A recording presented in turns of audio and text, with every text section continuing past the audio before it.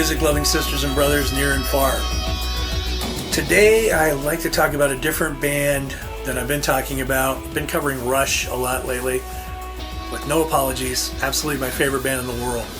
But I do review music for a local magazine here in the Pacific Northwest. So over the course of decades, I've had to cover a lot of music. But even as a kid, I had a real varied sort of musical upbringing. And I heard this band for the first time quite by accident. I was a big fan of Styx at the time, and on TV came this compilation album by a company called K-Tel, and I think it was called either K-Tel Hard Rock or K-Tel Pure Rock, I'm not sure. But I bought the album for a Styx song. I accidentally dropped the needle in the wrong groove, and I heard More Than a Feeling by Boston for the first time. And when I heard that, I had to shut the record player off. I didn't even listen to the Styx song, and that's no disrespect to Styx, who I still love to this day. I'd never heard anything like that, even to this day. It completely blew my mind. I shut the record player off and I walked around outside my house just trying to get this tingling sensation from my body, mind, and soul to kind of come under control. And to this day, the main track on this album, and this album might as well be a debut greatest hits. I mean, first of all, there's not really a dud on this album. Second of all, when Boston does play shows, they can play any song off this album and get a huge response, because at least 3 of these songs, maybe even 4, were huge hits for them. But my main love off this album was More Than a Feeling. And at the time I heard it for the first time, which was probably 78 or 79, I'm going to say 79, I was not yet playing guitar. So the guitar had a huge impact on me. But it wasn't long before I really realized what was blowing me away about this album. And it was this. She slipped away.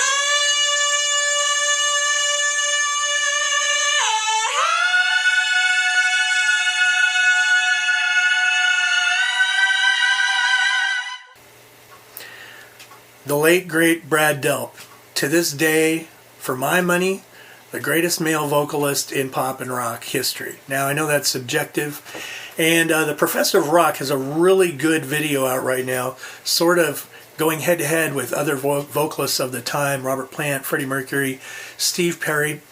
You know, even guys, not even, but guys like Tommy Shaw, Steve Walsh, phenomenal vocalists. There's no shortage of great vocalists who could lay it down both in the studio and live. But for my money, the stuff Brad did on this album was absolutely nuts. Just insane. So the other thing that ended up happening with me, I didn't see Boston until 1987, after Third Stage had arrived on the scene. And they were one of my first live concerts that I ever took in. I was living in Los Angeles at the time. And Brad Delp at the mic was still a thing to behold. But then a few short years later, I was actually doing contract work for these guys as a graphic designer, which is how I got my start professionally. I did graphic designs, starting with a screen printing shop and then moving on into other kind of design. And with these guys, I kind of lucked into things. I did the 20th anniversary shirt, and I'm not super thrilled with the production on this, which is kind of partly my fault, but we had 90s technology back then. So it wasn't the best job I've ever done, but I also did these designs here.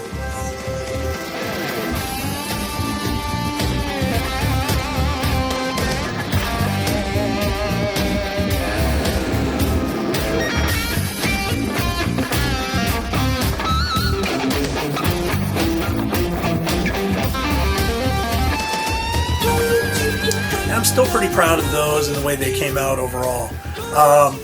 And I got to see, because of my affiliation there, got to see some amazing shows, some of them really close up.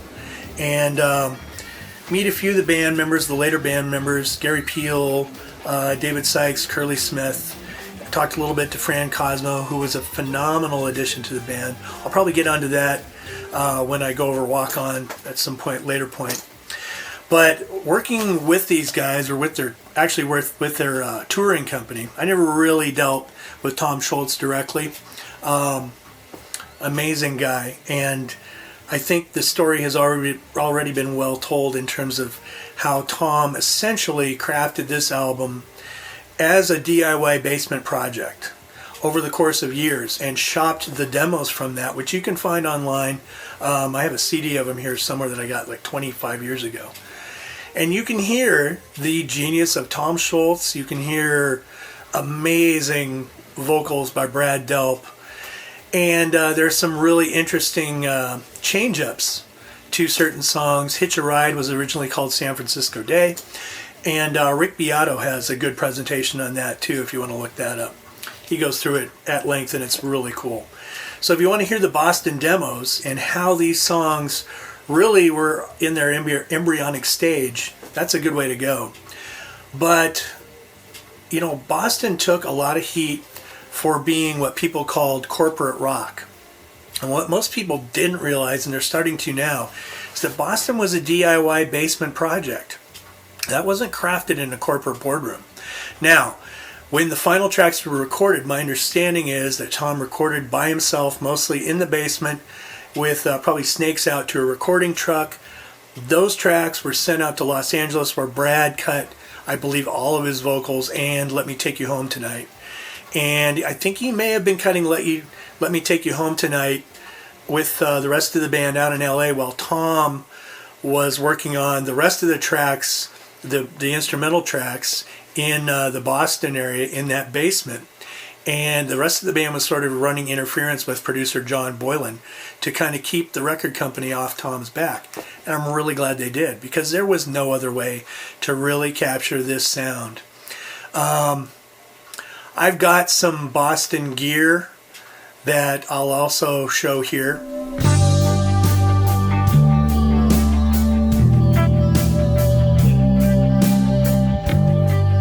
Unfortunately, that amp isn't working right now, but I used it for about 500 gigs. I got it after I was working with Boston. Phenomenal sound, and I'll actually put a little bit of a track of my own up here so you can hear kind of the sound of the Rockman amp versus the Rockman headphone amp.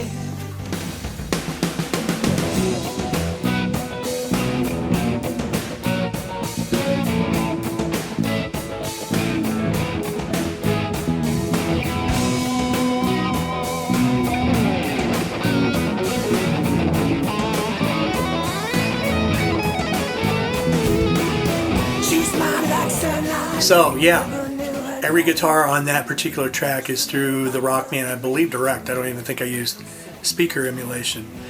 So right now, unfortunately, after the course of 500 gigs about 5, 6, 7, 10 years ago, because of the various venues we played, some bad power ended up blowing the transformer. I haven't gotten that amp repaired, but I'm so glad I have it. I do plan on getting it repaired and using it again. I only wish I'd been able to sample it into my fractal unit so I could take it on the road without taking it on the road. At any rate, this album, phenomenal. I mean, we could go on for days. Long time. Just an amazing foreplay long time, I should say. An amazing, almost prog feel to that intro. And then Brad Delp laying down one of the most soulful stratospheric vocals of all time. All the harmony vocals tracked by Brad. Tom Scholz using signature ultra compressed acoustic sounds, as well as almost a notch filter approach to his, I think it's an MXR graphic equalizer that he used into a Marshall to get that signature Boston sound before he had even created the Rockman units. At any rate, there's probably more to say about this, and I'll probably just do more videos when it comes to me in the dead of night because I could go on and on. More Than a Feeling, despite my love for the band Rush, More Than a Feeling remains my favorite song to this day. I never tire of hearing Brad Delp's vocals. Just the entire structure of the song is flawless and unusual, really. You know, from the fade in to some of the breakdowns to the layering of acoustics and electrics. very faint Brad Delp vocals in some of the choruses. Rick Beato's got another breakdown of that as well. I'm not going to probably go over that since that has been covered online, but if you want to do a deep dive into one of the finest songs and probably, I'm going to say, the most challenging male vocal ever laid to tape, and not just laid once, he may have even triple tracked it. He for sure double tracked it. If you listen to the isolated vocals, I'll play a little of them here. Then lost myself in a familiar song. I closed my eyes and I slipped away. With them isolated, you can hear Brad is at least doubling. I don't know that he's tripling. That might have been an 80s thing. But he's doing it flawlessly. And I miss this guy to this day. I never got to meet him. I would have really loved to. I had some friends who met him who said he was just the kindest, most attentive guy, the most non-rock star you'd ever hope to meet. And one of the ways he kept in shape, since there was so much time between Boston albums, was performing in a Beatles tribute band almost every weekend. I think a large number of weekends in the local Boston area. And he could flawlessly deliver every member of the Beatles vocally.